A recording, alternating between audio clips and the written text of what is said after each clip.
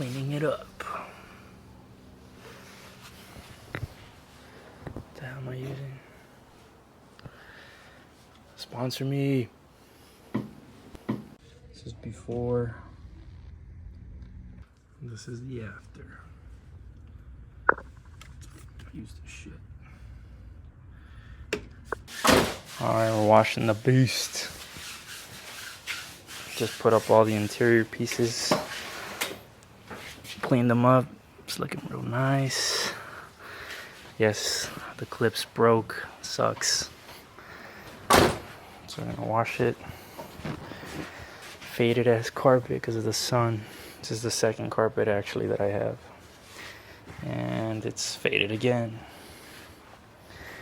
Gonna wash the wheels. And then, yeah, got this carpet on top because it gets so hot. Let's see the before and after. Alright guys, we cleaned up the mats. They were pretty dirty. The interior, the best we could. So, see, I got that mat. We're gonna now wash it for real skis now.